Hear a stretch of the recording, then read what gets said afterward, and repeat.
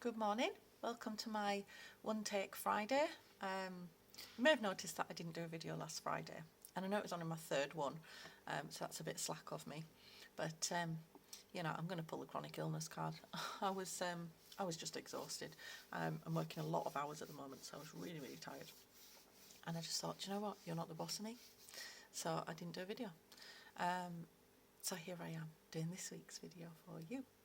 I hope somebody's watching them, otherwise it is really pointless. Although it's content, and content's always good, right? So, I wanted to talk to you a little bit about last night.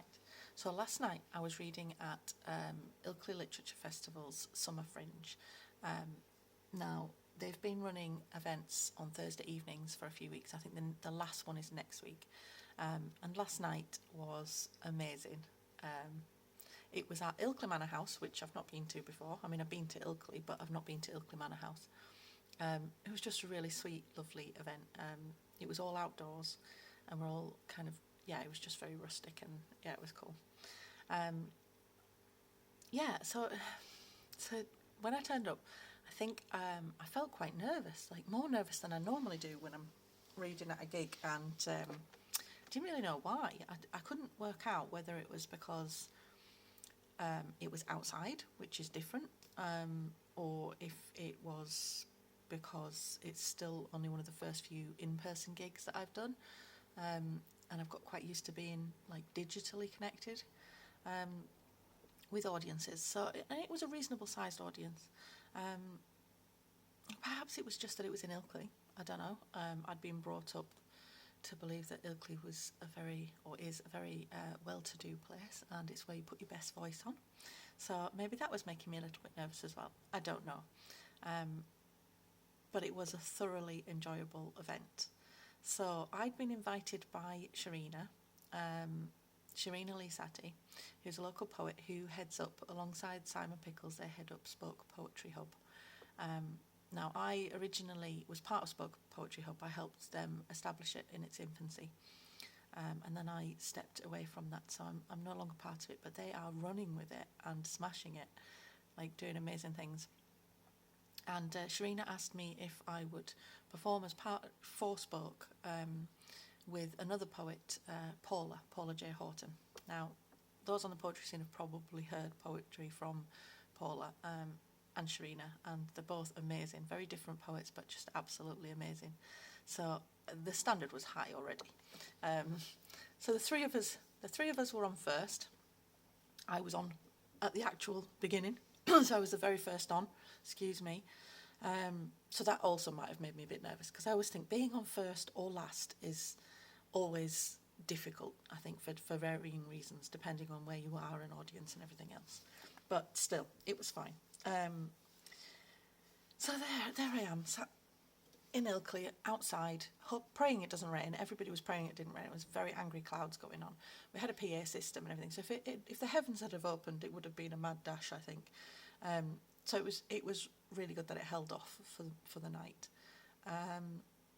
And Sharina had suggested that we do that we have a theme of sisterhood and solidarity.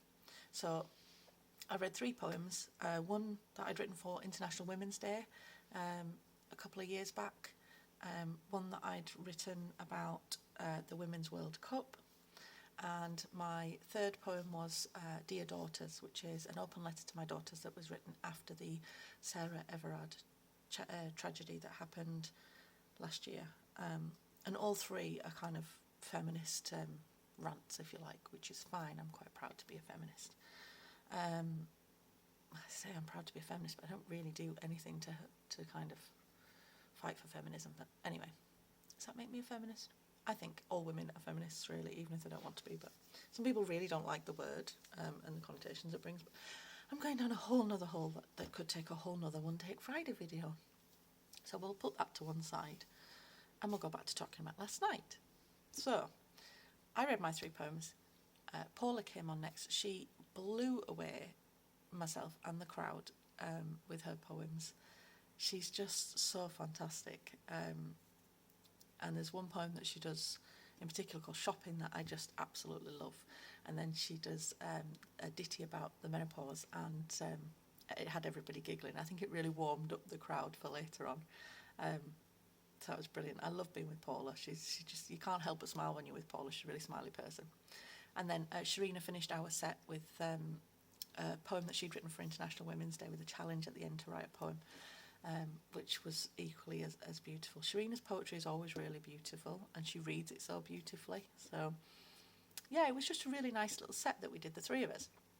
Now, the following acts, I had no idea what to expect.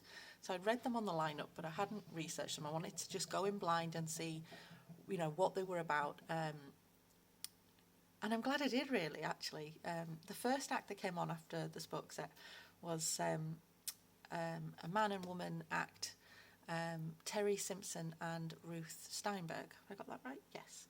And they call themselves That Steinberg and Simpson Sound. So I knew there was music involved and poetry, but I wasn't sure what to expect. And their set, they took 20 minutes from their show, which is called A Geordie Jew and a Yorkshire Gentile Walk into a Bar. And, oh gosh, I didn't want it to end. 20 minutes was not enough. I mean, Paula and I were sat next to each other, and Paula turned to me and said, I don't want that to end. And I said the same. Like, it was just so good. It was kind of a mixture of storytelling and music. There was a clarinet, there was harmonica, a guitar. And the couple of them, they're lifelong friends, and they were so fascinated with each other's upbringings and differences that they put this show together where they ask each other questions about their history and their background, and it was really interesting. And I spoke to Ruth at the end, and I just thought, gosh, I wish there'd been younger people there. I wish there'd been more younger people there that could learn about different cultures. I don't know much about the Jewish culture. It's one group of people I don't have much interaction with. Not many of my friends or anything like that are in the Jewish community. So I just really enjoyed learning more, and I love to learn when you don't feel like you're learning. It was entertainment, but we were all learning something. So it was, yeah, I really, really enjoyed it. It was really good. And then following them, a lady took the microphone and wow. I mean, she just had us literally in stitches and crying with everything, with just happiness, because it was funny, so much in parts, and just quite sort of mesmerising, really. She's called Rowena Harker, and excuse me, aka Bunty to her friends, and she has the most amazing tales from her life. So she was a Las Vegas showgirl, and she was also an air stewardess for BOAC, and she travelled the world, and yeah, her stories are just amazing. So she has a book, and she was reading letters from her book that she'd written at the time while she was a showgirl, about kind of, you know, just hanging out with like the Rat Pack, and just, oh gosh, it was just amazing. And yeah, she was very well spoken. So when she first got up, she was very well dressed and very well spoken.